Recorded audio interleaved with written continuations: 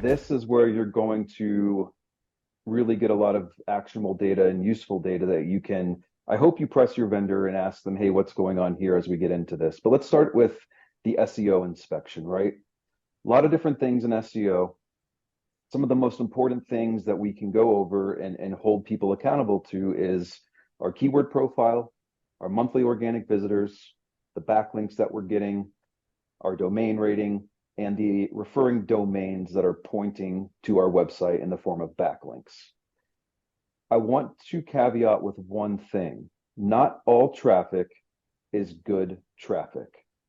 I'll get into this in a minute in the next slide, but keep that in mind. The other thing is with SEO, there's this really cool thing we can do where we can value the traffic that you're getting on your site.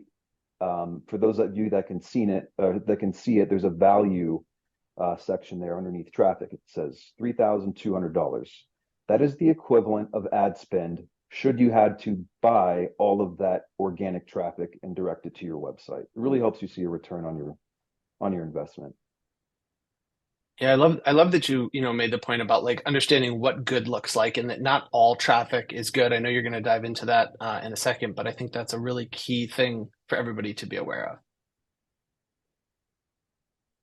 Let's talk a little bit more about traffic, right? There's a bunch of different ways you can look at it, but the main takeaway here is with a healthy SEO campaign, SEO strategy, you should at least be going up over time. This is a period of time that shows, traffic, it's trending up in this case.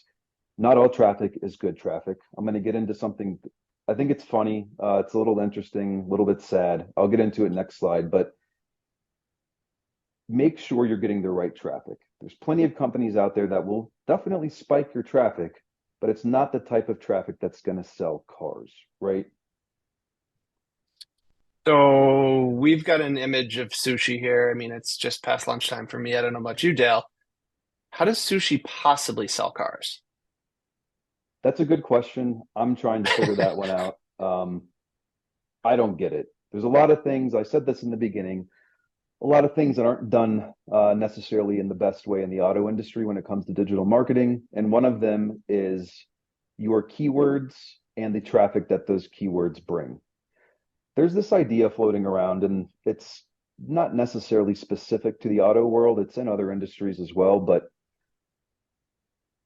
let's take sushi, for example, since we brought that up. You would be blown away. And again, let me know in the comments, in the chat box, if this has happened to you. You're paying a company, everything's going great. And then you start to notice these blogs that are about like sushi or restaurants or maybe directions from like Atlanta to Gainesville or something like that. A bunch of those blogs start to pop up on your website, right? Those will get you more traffic. I guarantee you people are looking for sushi if they live near you. I guarantee you they're looking for pizza, but that is not going to sell you cars, right? The whole point of SEO is to capture terms related to the intent of the searcher.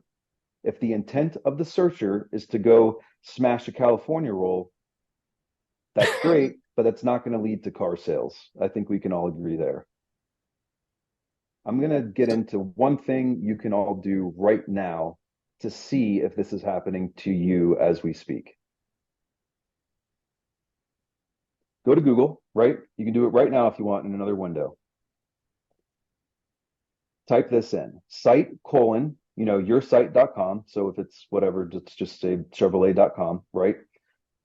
Use a single quote, the single quote, and then type in, try sushi, try restaurant, try directions, try stuff like that. Make sure to end, like the word sushi with the single quote. See what pops up. That will search through your entire site, right? Whatever your dealer site is, and it will show you any page that talks about these types of things. Try theme parks, try things to do. I bet you someone in here has this. Let me Well, and the know funny if thing, Dale, that pops while up. Yeah. while everybody's searching, you and I had an experience where we were working with a dealer and we were presenting an audit, essentially the 14-point inspection. And while we were doing this live with the dealer, you stumbled across this page that was exactly that. It was dealer URL sushi, and we pulled it up on screen with the dealer. And I mean, needless to say, I think the dealer was a little bit floored, and I think that vendor probably got a bit of a heated email shortly thereafter. But things like this are happening all the time. So looks like somebody found corn dogs and sushi. Like that's a wild combo. It's wild. It's not uncommon, unfortunately, which is why I said yeah, it's funny. It's also a little sad just to see some of that going on. There's this thought, it has to do with this term called topical authority. It's completely, what I'm about to tell you is not true at all. But there's this thought that, hey, if I live in Atlanta, I need to write about restaurants in Atlanta to get Google to understand that my dealership is in Atlanta. We rank plenty of dealers number one for plenty of terms. And I'm going to let you guys guess how many blogs we have written about restaurants, sushi, or directions. Zero, not once. You do not need to do that. I don't know why it's a rumor floating around. But yeah, Myth busted. yeah. Keep taking us through the SEO inspection. Yeah, let's go through it. Technical tune-up, right? The technical side of SEO can be pretty overwhelming. There's a lot to it. Certainly not going to cover all of it in this slide. However, you have to think like a robot when you think about your website and how Google sees it. Google is what's called a semantic search engine, right?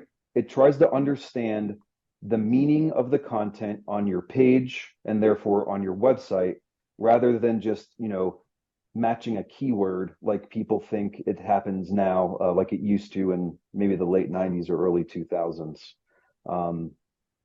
It doesn't work that way. We have to figure out how to contextualize all the words on our site in a way that gets the point across to Google what our page is about.